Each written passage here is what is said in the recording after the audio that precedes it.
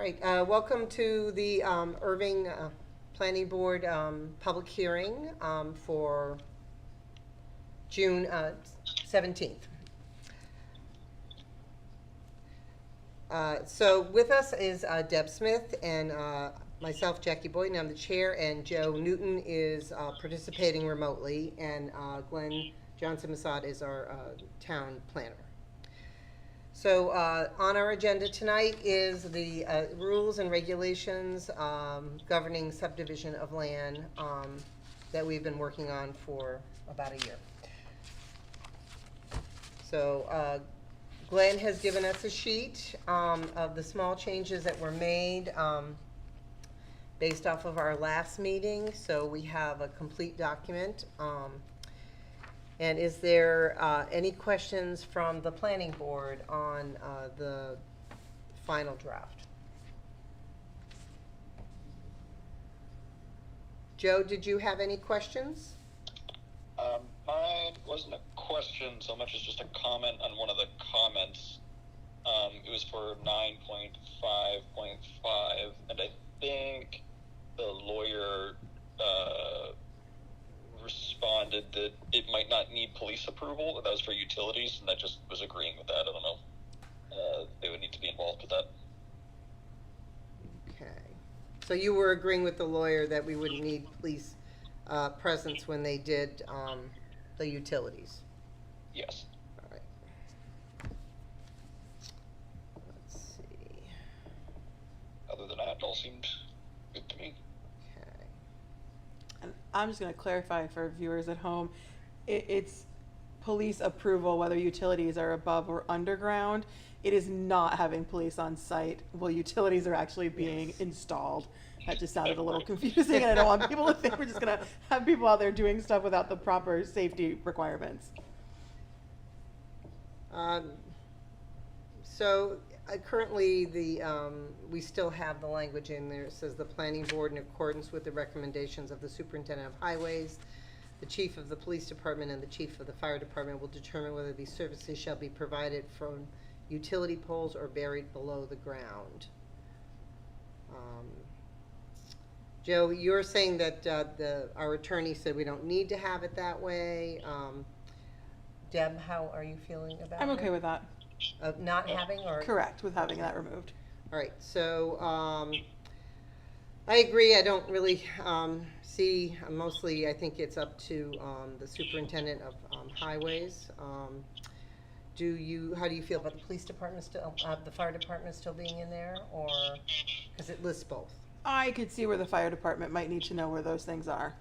All right, so I think that what we'd like to do is strike the chief of the police department so that the line reads, the planning board, in accordance with the recommendations from the superintendent of highways, the chief of the fire department, and the chief of the fire department will determine whether these services shall be provided from utility poles or buried below ground. Did you have any other concerns with anything else with the document? The only thing, and to be honest, I haven't had the time to go through this page by page, this latest revision is, were all of the changes requested by our highway superintendent, Glenn McCrory, incorporated? Yeah, as well as I could from the text that I was working from. I tried to carefully go through everything in that comment field and address everything. So we have a couple of options. I did work with Glenn on that. We felt that when the superintendent of highways, we put the as-built plans for road construction and drainage, it would be a new item 4 under section 6.10.5. The cul-de-sac must meet the town bylaws for turning radius. That's under 8.1.4, 5C and D. And the street light should be the same LED make and model that now exists if available. Glenn he thought that was covered under section 9.5.6. The underground electrical being used should be in a trench of its own, conduit, backfilled, and flowable. We did make that is actually under 9.5.5. Okay. And the paved areas must meet Mass DOT specs for road construction is under 9.1.4, and it's under item 2. The one about the sidewalks having a 3-foot minimum should be changed to 5. It was already increased to 5. We had made that edit, and then Glenn edited the 9.3.1 general to indicate concrete, which is what the superintendent of highways had requested. The driveway, we already have a paved apron bylaw, and that is referenced. And the design standards on the cul-de-sac, about cul-de-sac having a solid paved surface with no grass in the middle. That was added to 8.1.45B. And we made sure that in the as-built in section 6.10.5, the as-built are added for the underground utilities. Okay. We have a couple of options. If we want to take a little bit more time to review the final draft with all the edits that were incorporated, we can continue this public hearing until our next meeting on August 26th, if the committee so desires. I would entertain a motion. Or we can vote on it as is tonight.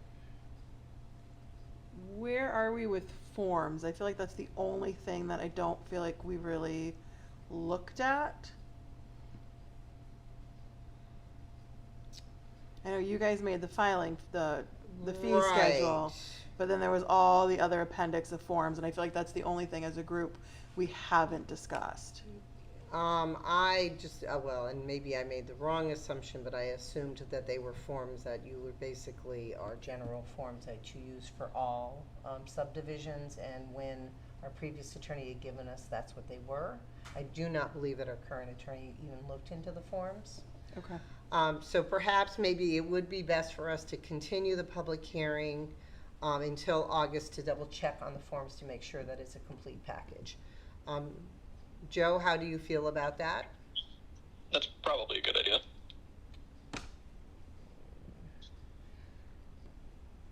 Would you like to make a motion? So then I would make a motion that we continue our public hearing until August 26th At 7 p.m. at 7 p.m. at Be here. the senior center. Is there a second? Second, what was it, August 20th, you said? 26th. 26th. Right, at 7 p.m. And we will have it here at the senior center unless this building is unavailable at the time. Okay, no further discussion. All those in favor say aye. Aye, Smith. Did you say aye? Yes, Okay. aye. And aye, Boyden. All right, so we will continue this public hearing until August 26th at 7 p.m. and it'll either take place here at the senior center or over at the library across the street at 1 Care Drive. With that, I'm going to close. We're continuing, so we are going to end. Oh no, we have one other business. It's not on the agenda because it came in after. It's an A&R from the Recreation Commission. It's I believe that the town clerk sent everyone the electronic version of the plan. Yes. So the Recreation Commission is seeking a park grant. In order to do that, they had to pull out the fire station out of the boundaries of the park, which has been done. They've been working on this for a while. I myself have talked to and sent an email to Chief Wonka. He's happy with the lot layout for the fire station. It will be 2.4.36 acres of land, and then the remaining land for the park will be 10.58 acres total. So if either of you are happy with that, then we can sign the A&R tonight, and it can get filed. Or if there's any questions. I'm gonna have a question. I thought this was more of an FYI because we have 21 days and it wasn't on the agenda. So to me, it doesn't meet the standard of moving forward with it without it being on an agenda. So I wouldn't be comfortable signing it this evening. I did ask Brian Smith today, I said, because Tom Glennon, the chair, signed it at the meeting, Yep. and it was turned into Dick Newton, I did ask Brian if it was acceptable to bring it up at tonight's meeting, although it wasn't on the agenda. He assured me it was. A&Rs are a funny animal. It is 21 days. We will not meet again within the 21-day period, so it would go forward without our signature. We did have that happen recently with another A&R. The town clerk just simply attaches a letter saying that the planning board did not meet and it's not a reflection of the plan one way or the other. So it's really up to the committee members how they want to deal with it tonight. Is there a reason why we wouldn't do it with a posted meeting within the 21-day period? I'm just curious. I mean, we've never not published an A&R, and I just, to me, this feels very out of the ordinary for how we do them. If we can get a quorum within the 21-day period, I would be more than happy to host another meeting. It's just that it's very tricky in the month of July. So I guess what I'll plan on doing then is seeing when we're available in the next 21 days or so, and hopefully we can meet very quickly to sign the A&R. Are you fine with that, Joe? I've already reviewed it. I don't have any issues with it. I mean, granted, I'm not there to sign it today either, if that makes an impact. You're in the meeting. I think you could physically come sign it if you were comfortable with it. But if Deb's not comfortable with it, we can certainly work on another meeting. I'm okay with doing it tonight. I would just need to sign it at a different time, I guess. Would you like to have a more posted meeting, Deb? Yes, I'm not trying to be a pain, but this feels just very out of the ordinary and not how we would normally do this. And so it's, for me, it doesn't feel comfortable. If we had Mel here, I would recuse, and then you guys could do whatever. But if I recuse, we have no meeting left. So. So why? Well, there isn't another option. You could abstain from voting if you wanted. And then just have the two signatures on the A&R? Does the signatures has to be a quorum? It does, well, no. So approval not required is in the law say that once you submit it, the planning board has 21 days to sign it over or it goes through regardless, if it meets the minimum specifications of what an approval not required is. I understand Deb's concern that it's not on the agenda and she'd like to have it on the agenda, and I think that there is a small possibility of having a 5 to 10 minute meeting to sign it. How about next Wednesday before I the was special going to town say, meeting? I know that I will be available, you will be available. Joe, would you be available on Wednesday, the 25th? Let me look. Hold on a second. Because I have to be sworn in and. Yeah, I was gonna say there's the swearing in, so we could grab 5 minutes at the school. We could grab 5 minutes.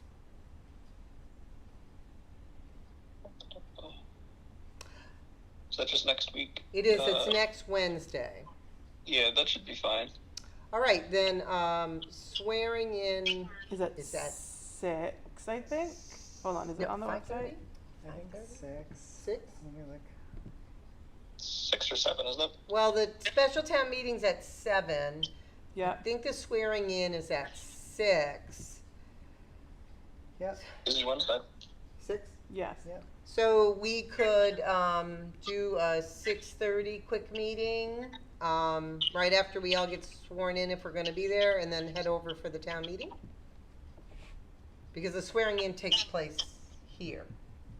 Town meeting is here.